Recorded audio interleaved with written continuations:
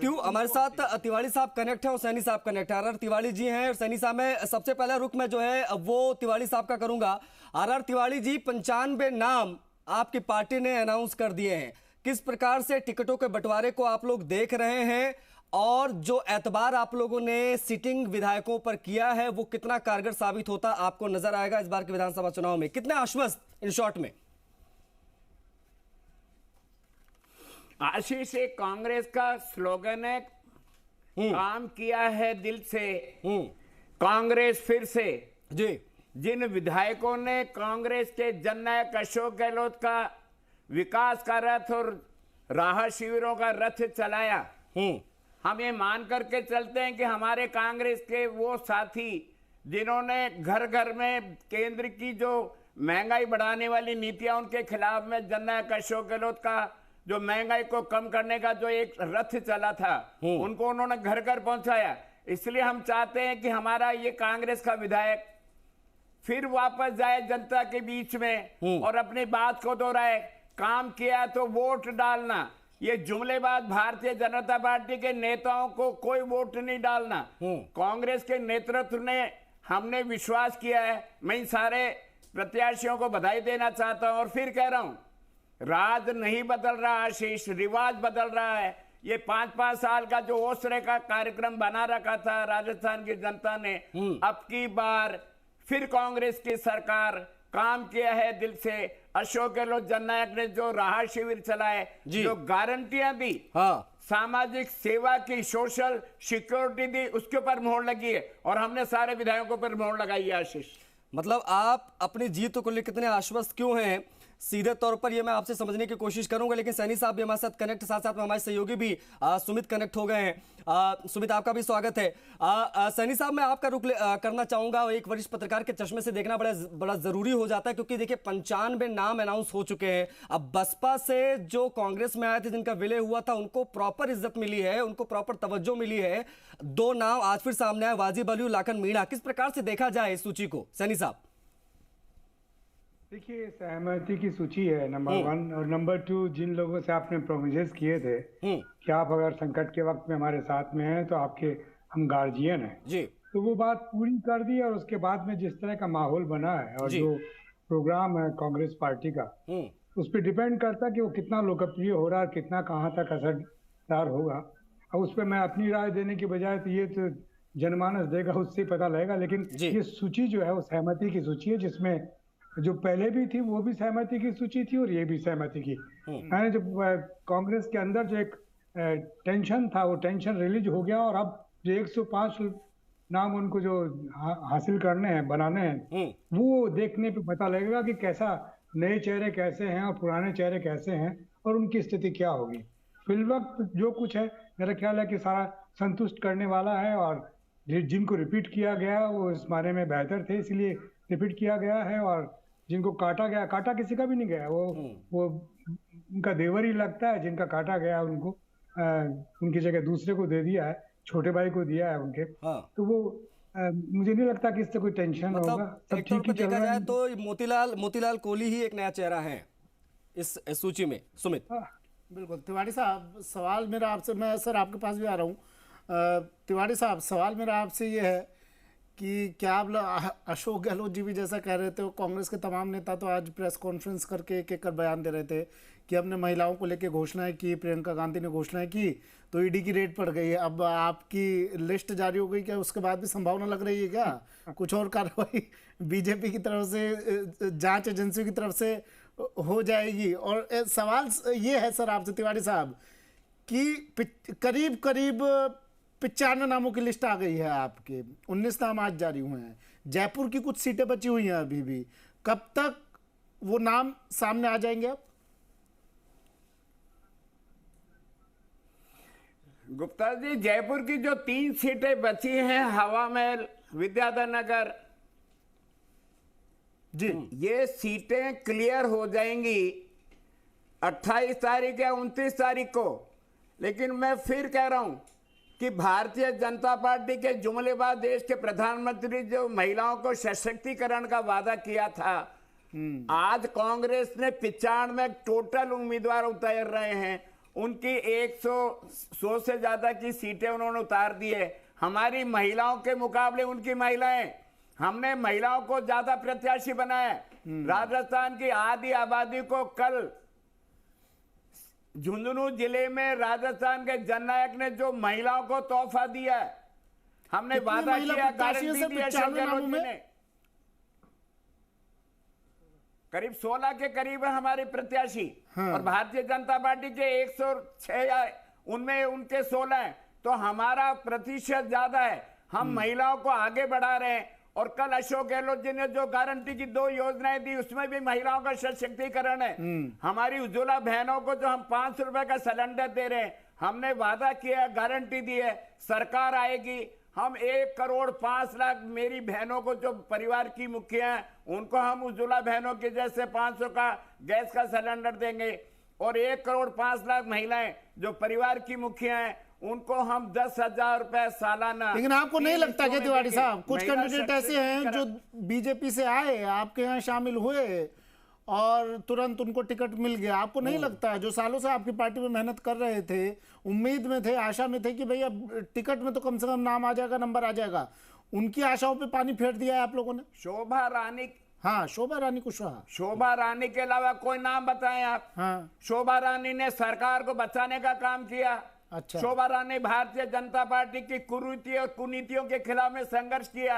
अच्छा। तो अगर कोई आदमी सरकार की, जनतंत्र की, तो मतलब जो वॉशिंग मशीन आप बीजेपी के पास बताते थे वो आपने इंपोर्ट करवा लिया? प्रतिनिधि है इंपोर्ट। चलिए, आप बने रहिएगा।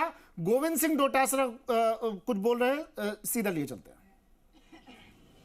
अलग पोर्शन में रहता होगा, लेकिन मैं तैयार हूं कि मेरे पूरे मकान की या जिस किसी की भी आप तलाशी लेना चाहते हैं, सर्च करना चाहते हैं, जो पूछताछ करना चाहते हैं, गोविंद डोटासरा का पूरा परिवार तैयार है। उन्होंने बहुत ही सभ्य तरीके से सारे अधिकारियों ने मेरे पूरे मकान की एक एक चप्पे चप्पे की, मेरे दोनों बेटों के निवास, मेरा ऑफिस, जो उनको आपको यहां दिखाई दे रहा है, सब चीजों की उन्होंने बारीकी से तलाशी ली। उस तलाशी के बाद में मेरे छोटे बेटे अविनाश के स्टेटमेंट लिए, उनसे कोई जानकारी मांगी, मेरे से ईडी के किसी अधिकारी ने किसी भी बात के ऊपर न तो पूछताछ की, न मेरे कोई स्टेटमेंट लिए। मैं समझता हूं कि जो ये वातावरण बनाया जा रहा है, ये वातावरण केवल और केवल इसलिए है कि 2023 में कांग्रेस पार्टी जीत रही है।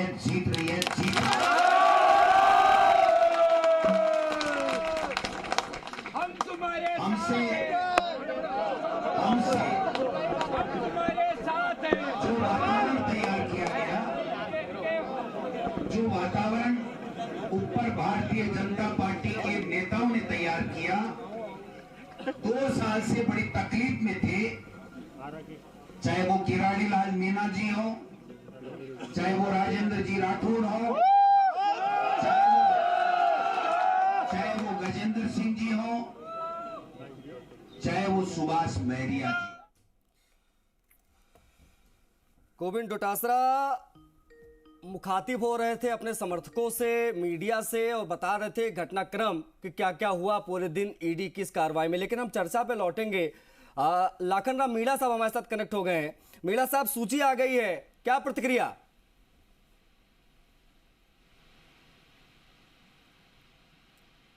लाखन राम मीणा साहब, मेरी आवाज मिल रही है आपको? मुझे लगता है आवाज नहीं पहुंच पा रही है, एक बार फिर से कनेक्ट होने की कोशिश करेंगे। लेकिन आर तिवारी साहब लगातार हमारे साथ कनेक्ट हैं। तिवारी जी, मैं आपका रुख करूंगा। 3 सीटों पर चर्चा बड़ा दिलचस्प हो जाता है, करना बेहद जरूरी भी, क्योंकि हवा महल की बात करना बहुत जरूरी। होल्ड कर रखा मामला आपने, कोटा उत्तर भी होल्ड है, अजमेर नॉर्थ भी होल्ड है। वजह क्या है सर? आखिर किस बात का डर सता रहा है इन सीटों पर? तिवाड़ी जी। अरे आशीष, केवल 95 लोगों के तो हमने आज डिक्लेयर करें, टोटल 105 सीटें बाकी हैं। हाँ, ये कोई खास बात नहीं। अभी तक तो तीसरी सूची आएगी, चौथी सूची आएगी, पांचवी सूची आएगी। केंद्रीय नेतृत्व, राजस्थान का नेतृत्व हर सीट पर जिताऊ उम्मीदवार को लाना चाहते हैं, इसमें कोई चिंता वाली बात नहीं है। नहीं, हवा महल के बारे में बताइए सर थोड़ा। महेश जोशी जी हैं, हवा महल सर, ये सारी सीटें होल्ड पर है। सवाल है कि जब अभी तो प्रक्रिया चल रही है नॉमिनेशन की, 6 नवंबर तारीख है, चिंता मत करो, हमारे सारे नेता लड़ेंगे, कांग्रेस जीतेगी। हमारे यहाँ मनमुटाव नहीं है। मतलब सारे नेता में सचिन पायलट और अशोक गहलोत, सारे नेता में धारीवाल साहब भी आ रहे हैं, भारतीय जनता पार्टी, महेश जोशी भी आ रहे हैं सारे नेताओं में, जिसका आप जिक्र कर रहे हैं कि सारे नेता लड़ेंगे, रिपीट हो रहे हैं महेश जोशी जी और साथ ही साथ में धारीवाल साहब। धर्मेंद्र राठौड़ के लिए भी पूछिए। धर्मेंद्र राठौड़ भी। क्यों? सवाल है कि हाईकमान का रुख क्या है। हाईकमान के ऊपर भाई, हाईकमान से बड़ा कौन? सारे फैसले हाईकमान करना चाहते हैं। धारीवाल जी ने कहा था कौन हाईकमान? हम हाईकमान से बड़े तो वही लग रहे थे, उन्होंने कहा था कौन हाईकमान। सुमित, बीती और शायद बात कारण यही है आगे की सुध ले। सुमित, ऐसा कुछ नहीं है। हाँ, नहीं सर, हम तो आगे की सुध ले रहे हैं, लेकिन आपका हाईकमान नाराज नजर आ रहा है शायद, क्योंकि जो खबरें आई हैं। ओम सर बताएंगे इस बात को लेकर। ओम सर, आप तक भी पहुंची होंगी खबरें, तो मीटिंग में हाईकमान ने नाराजगी तो जता दी थी धारीवाल को लेकर। जब सवाल पूछेगा इंसान कौन हाईकमान, तो नाराजगी तो फिर आएगी सर। सुमित जी, इनकी अंदरूनी बातचीत है, मैं उसमें क्या कह सकता हूँ, लेकिन कुछ ना कुछ तो होगा ही और उसका इंतजार हमें करना पड़ेगा। कोई इन्वेस्टिगेशन तो हमने किया नहीं है। पिछले सारे दृष्टांत हमारे सामने हैं, जो कुछ घटे थे वो सारा उसमें क्या हम कह सकते हैं। ओम सर, ये बताइए थोड़ा सा, इस लिस्ट को देखते हुए 95 नामों की कांग्रेस ने लिस्ट निकाली है, अब तक 95 नाम आ गए हैं। महिलाओं को जिस तरह से प्रेफरेंस दिया गया है इस सूची में, और राहुल गांधी बार बार कहते आए हैं कि महिलाओं को, युवाओं को ज्यादा से ज्यादा आगे बढ़ाया जाए, पुराने नाम रिपीट ना किए जाए, लेकिन लगभग नाम पुराने नजर आते हैं। हारे हुए कैंडिडेट्स को भी टिकट दिया जा रहा है, जो दूसरी पार्टी छोड़कर आ रहे हैं उनको वॉशिंग मशीन में धो दिया जा रहा है, उनको टिकट दिया जा रहा है।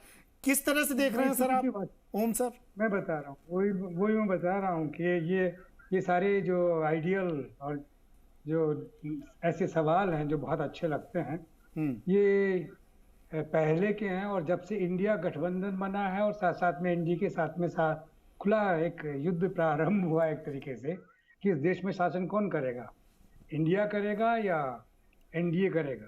तो तब से सबसे महत्वपूर्ण सूत्र ये होगा कि जिताऊ चाहिए, जिताऊ जो भी जीत सकता है उसको आगे बढ़ाना है। ये हम भी जानते हैं, आप भी जानते हैं, तो क्यों भ्रम फैलाते हैं? शुरू से यही बात रखिए ना कि हमें तो जिताऊ कैंडिडेट चाहिए साहब, कथनी कुछ करनी कुछ। और बड़ी चीज ये सुमित की जो भी एजेंडा हो लाउड एंड क्लियर हो, तो ज्यादा मजा आता है चुनाव में। और खैर इन सब के बीच में मैं रोक रहा हूँ Saini sahab, sorry to interrupt sir. Tiwari ji आप भी बने रहिए, सुमित आप भी बने रहिए, साथ ही साथ में सैनी साहब आप भी बने रहिए। एक छोटे से ब्रेक का वक्त है, उसके बाद में चर्चा जारी रहेगी।